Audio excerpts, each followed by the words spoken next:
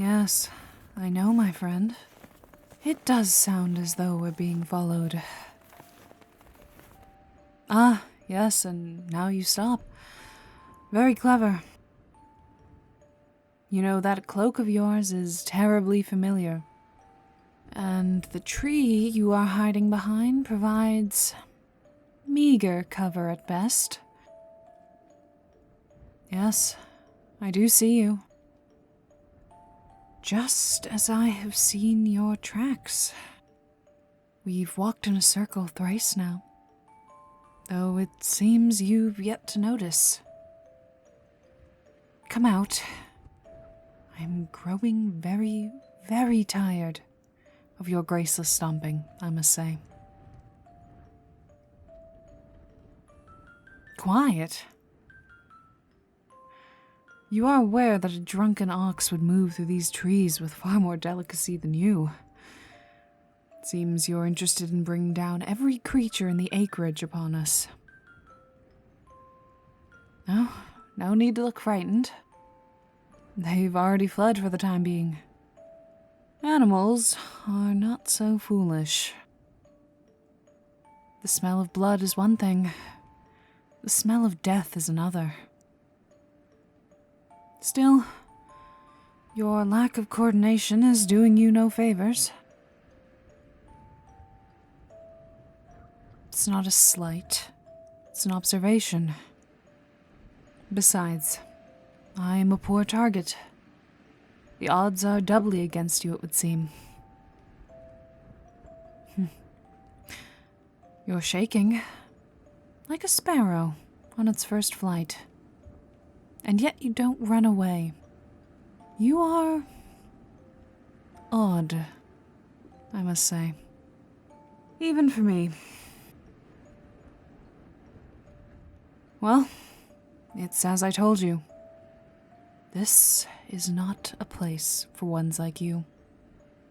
You should turn back, fly homeward before the night sets in. And, if you're chasing me to offer yourself as some sort of spoil of war, I'm not interested. It's not the time for such indulgences. I see, judging by your expression, that was not your intent. A shame, in some ways. Well then, what business do you have with me? I assume there must be something that sent you running through these woods. Again. Besides, it looked as though your village was preparing for quite the spectacle. A wedding. Your wedding. Don't let me keep you from your happiness any longer. Or you me from my path. Go on. What is it with your kind and always declaring you're not going to leave until I listen? You are very, very stubborn, little sparrow, aren't you? All right. Speak. Make your case. Though you will have to talk and walk. I have a schedule to keep, and it doesn't include time for pleasantries. So you are getting married. Well then. Congratulations on your nuptials. You look less than delighted. You know, usually weddings are times of drinking and dancing, merriment. So, what is the source of all this sorrow? I see. An unwilling participant. That is unfortunate indeed. Yes. Is there something else you'd prefer that I say? In case our previous meeting didn't make it clear, my business is in the slaying of monsters, not in dabbling in private affairs. Not in this way, at least. You have many questions for someone with so little leg to stand on. No, I'm afraid I can't offer you much advice. Marriage has never been considered a wise practice for my kind. Even you must know that. Besides, I prefer oaths more useful than marriage vows. Though we all have a path to walk, perhaps that's yours. Don't let me keep you from it. You don't want it to be. Have you considered making this case to your betrothed? And not a stranger with little time or care for such matters? You won't return. Well, I suppose that answers my question. What were you doing in the woods earlier? It would seem you were running away. No, I am not the least bit surprised, I'm afraid. You are not the first, nor will you be the last to turn to such a solution. Perhaps it would be wiser to see about a spring wedding.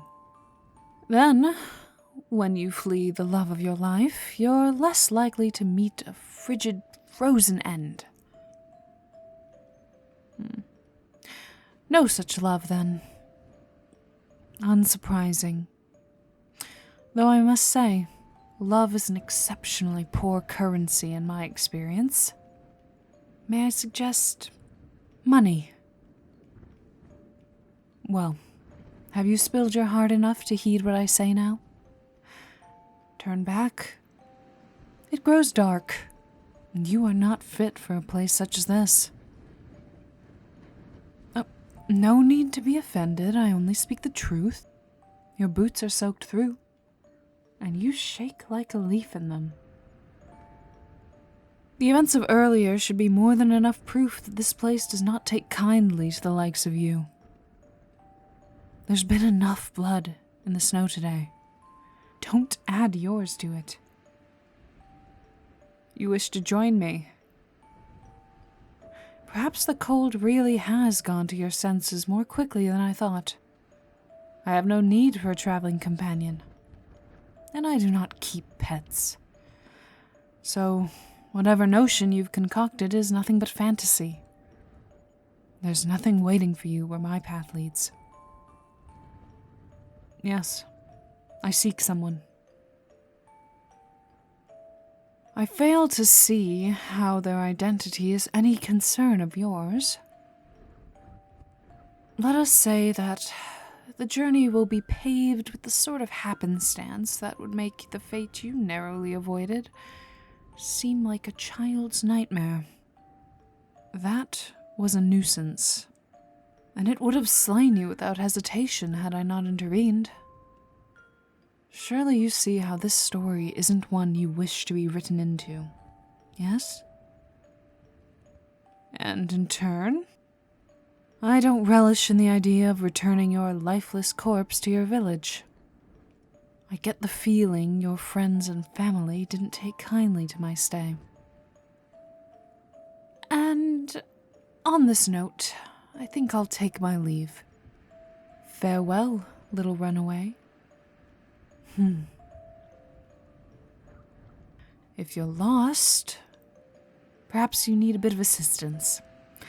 Your village lies in the other direction. South. Beyond the trees. Not far. You're simply going in the same direction as I. I see.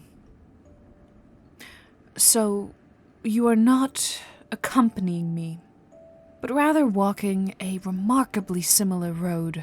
But of course it's pure happenstance, coincidence even, that you trail on my heels still.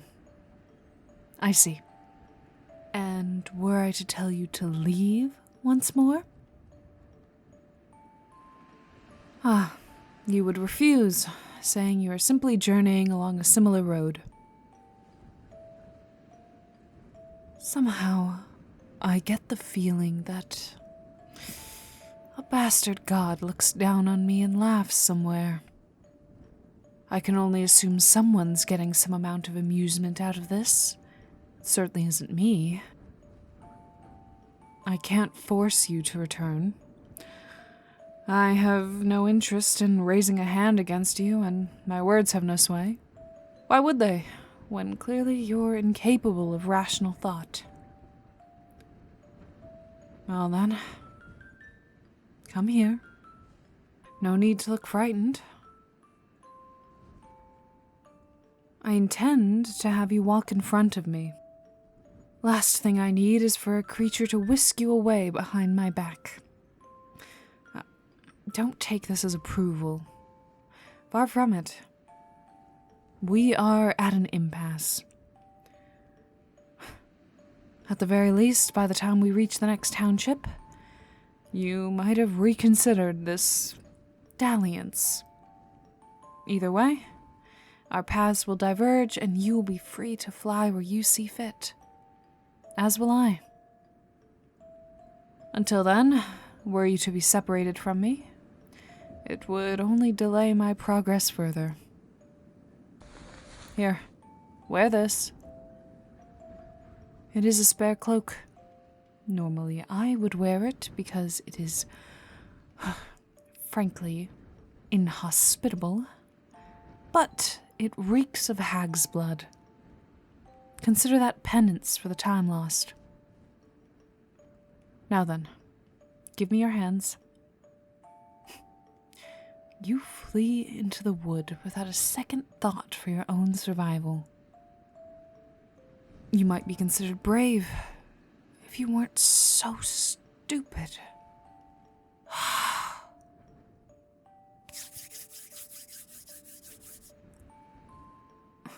I'm just warming them.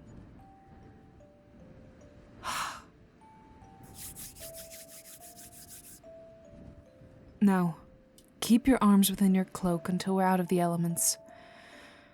You'll be entirely useless without any thumbs.